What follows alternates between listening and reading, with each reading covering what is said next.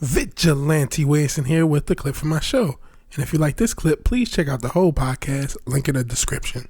After seeing that Mandalorian episode a third time, I see the weaknesses a lot more than the original emotional response. See, I saw it once, and my first response, let's just get into it. I talked about these demons, fuck them. My first response, I'm just going to use the variety, the kind of the OG arc. That's I honestly, I saw the Dawn Wells story. Rest in peace, Dawn Wells again. But Lord Thoth, when I very first saw the episode, I was pretty excited. I didn't cry, but I got I got emotional. I'm like, wow. When he took off his hood and the music was playing, and it got me. And I was geeked. But what really fucked me up is when I saw that Book of Boba Fett. Because earlier in the episode, Sasha Banks had threw Boba Fett to a table. And when I saw that Book of Boba Fett, as cool as the image was, I went maybe 10, 15 seconds. I said, they're going to fuck Luke up. Because they're already trying to sell me Boba Fett, and they already fucked him up 2 episodes after reintroducing him. They're going to fuck Luke up. Oh my God, all these demons still work for. I didn't really go into that, but I just knew they're going to fuck Luke up. All this is a Trojan horse. And not but 2 weeks later, Pablo Hidalgo proves me right. I got shit in my original review. I was on somebody else's channel. I'm not going to say a name. I'm in the chat. I'm telling them, hey, there was some wokeness and shit that's going on about Mary Jade, all this other shit. I'm like, I'm not talking about the girls kicking ass. Fuck it. My comments start getting deleted. They blocked me like I was a fucking troll, and I'm trying to explain what happened. Then I see the same motherfucker now complaining about Pablo. Well, if you would listen, I told you this shit would happen. And he's a canary in the coal mine. He's one guy at Lucasfilm. One guy at Lucasfilm. Even if they fire him, they have dozens and dozens who think the exact same way, and now they have your hero and your boss. I try to warn people. Sometimes I'm like, don't fall for it. Don't fall for it. But like, you guys have to listen. How many people signed up for Disney Plus off of this? And honestly, before Hidalgo came out, I was starting to go the other way. I said, this is so crazy. The reaction is so much that maybe Disney won't fuck it up. Maybe Disney will prove me wrong. I started to go the other way because of the reaction. A lot of people were positive, started to go negative. I was negative, started to go positive. And then back to reality, up there goes gravity. Fucking Pablo Hidalgo.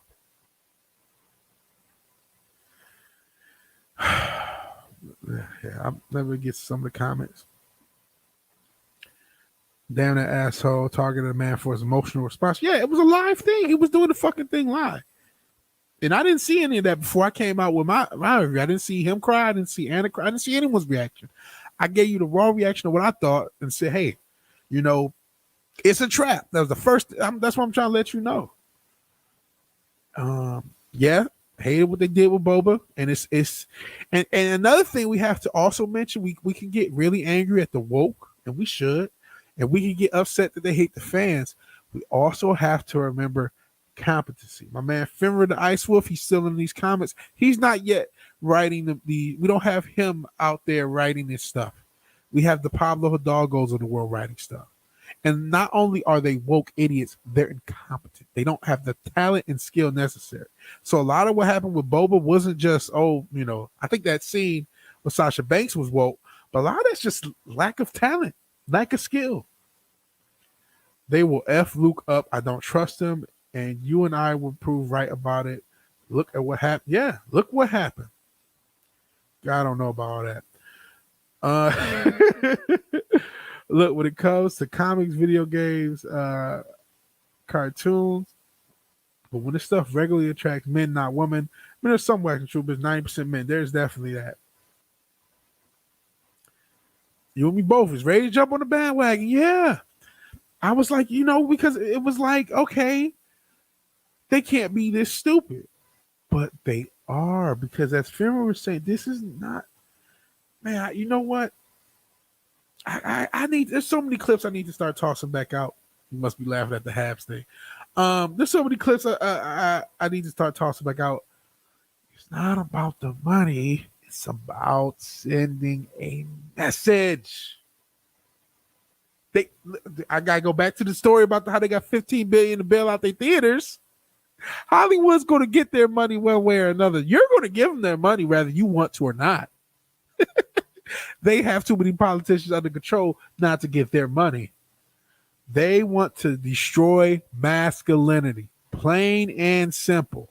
There's no ifs, ands, or buts about it. This is no longer a conspiracy theory. This is no longer some shit that the incels say on Reddit. This is real.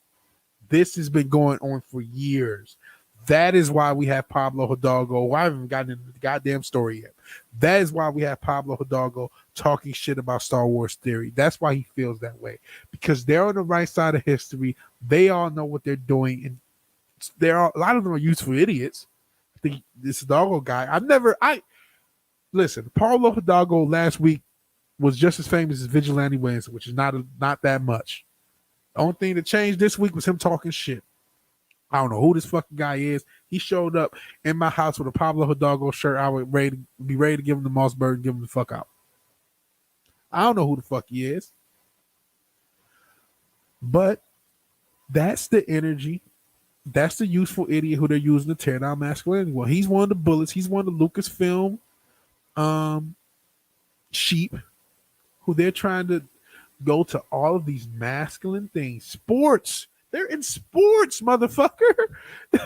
They're trying to destroy masculinity. They're trying to destroy masculinity. And then if you should actually see what the hero, if you should actually have an emotional response, and yes, emotions are a part of masculinity, believe it or not. We should all want to care about something so much to cry about it. Shit. What did my man Jimmy Valvano used to say? He said, a good day, you have something to laugh about, have something to think about, have something to cry about, something along those lines. Fuck it, it's an emotional response to see Luke Skywalker. That's how much he means to people. But somebody who works for Lucasfilm doesn't understand that. It's not because they don't want to understand it. They were hired not to understand that. Those are the people they wanted. That's why they're there. They can fire him. Who cares? I don't care if they fire him or not because there's other people like him who work there. They're not going to fire all of them. We got to get you out there. We got to get your channel going. I wish I could get my stuff out. Fuck. These idiots are destroying entertainment for everyone. And I'm worried about you. We actually talked about it because, Fenrir's a brother. And they shit on us, right? We have to, if we want to come across, we have to be their little cuck. A black man's only valuable to the left if he's dead or gay, unfortunately, because feminism has hated the black man ever since Jim Brown pumped and dumped Gloria Steinem in the 70s. So unfortunately for us, if we want to play along, we got to Fenrir, maybe you can get a job writing the tokenized version of previously established white character, unfortunately. But your own creativity, they're going to try to suppress. See what Lord Thoth had to say. My wife watched Wonder Woman as a huge 70s fan and hated the second one. Like the first movie, she laughs. I want to watch Momoa and or Hemsworth take off their shirt, not Star Trek Wars. Oh, but they're not a lot. Listen. As much as we joke about how they're not allowing women to be sexualized, they only give the ladies look diet guys, man. They got to deal with Robert Pattinson and shit. Yeah, Captain Kirk, Luke Skywalker, Indiana Jones, they're my heroes. Yeah, but yeah, they're trying to give the ladies. They want Chris Hemsworth. Here's Robert Pattinson. It's like that's how they're trying to play the ladies too. Don't get me wrong. Entertainment was supposed to give emotions, to give laughter and joy. Fuck, why was I born so young? No, brother, you are our future because I'm old. I'm an old fart. Yeah, I got to see some of the good stuff, but I mean, you are the future. We keep using that quote, good men bring, strong men bring good times bring weak men bring hard times make strong men. Unfortunately for you, Fenrir, you're the strong man who's getting made by hard times, and I apologize that as a the previous generation. I wish I could have did more. Should have did this 10 years ago. Maybe I could have started something. But gotta do what I can. Let's actually get into the story. I've been just talking so much shit about this. I didn't talk about the story. All right. How Lucasfilm execs tweet reopened the wounds of the Last Jedi. I think it did.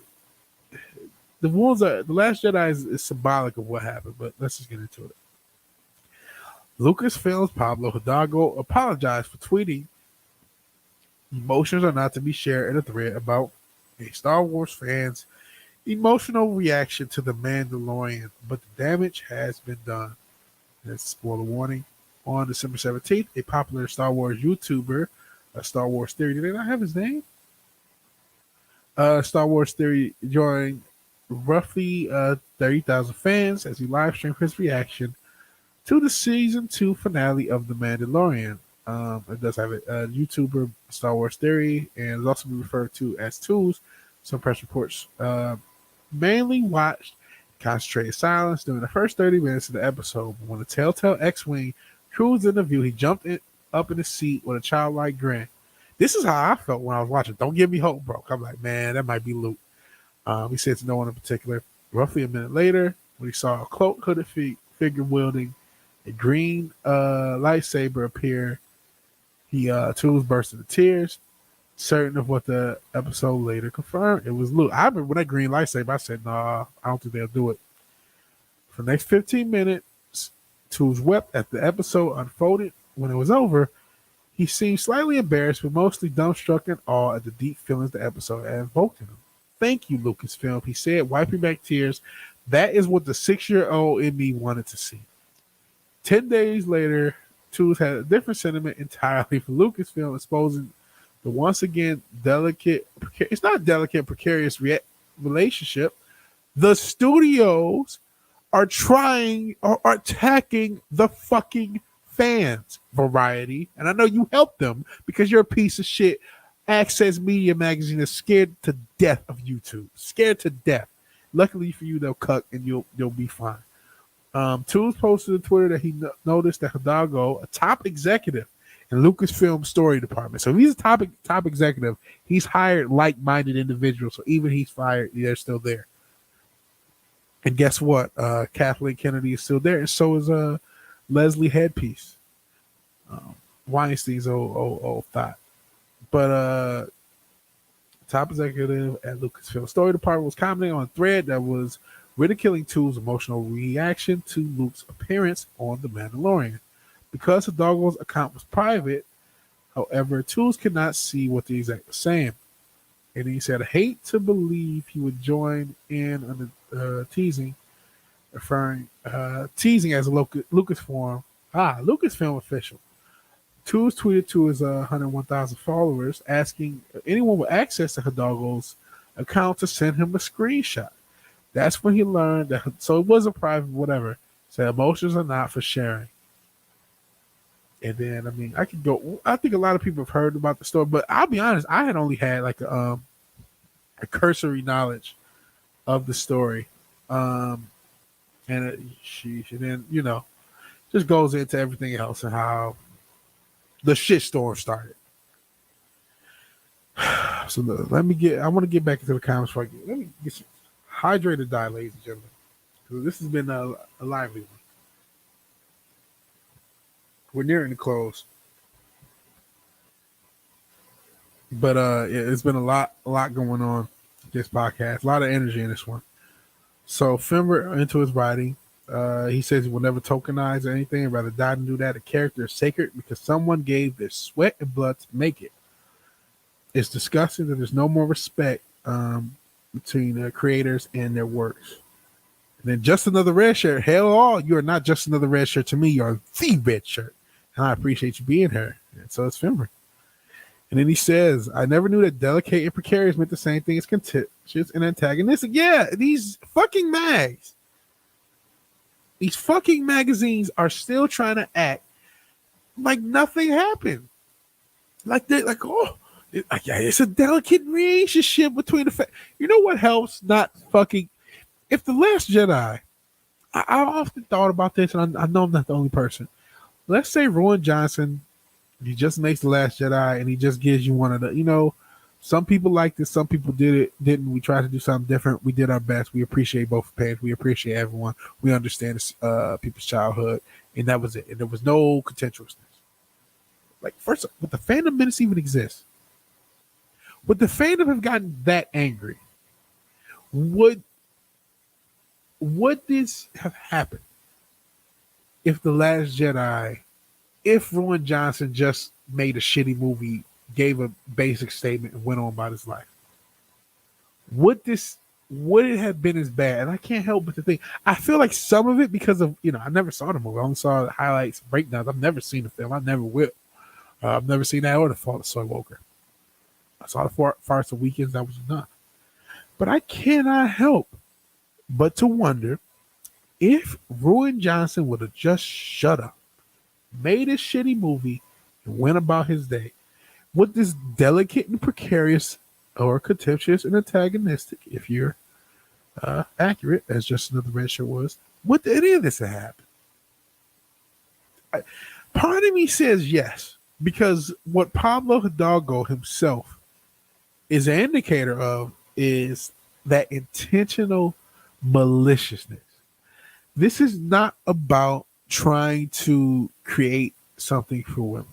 That is a straw man. In the same way as we were talking about with the Michigan article, where they were using inclusiveness as a straw man to dictate language, it's a straw man to all of the woke reasons they use. They're just straw men. This is about destroying masculinity. That's why it's happening so widespread. This is about destroying culture as well. Not just masculinity, but destroying the frameworks of a culture.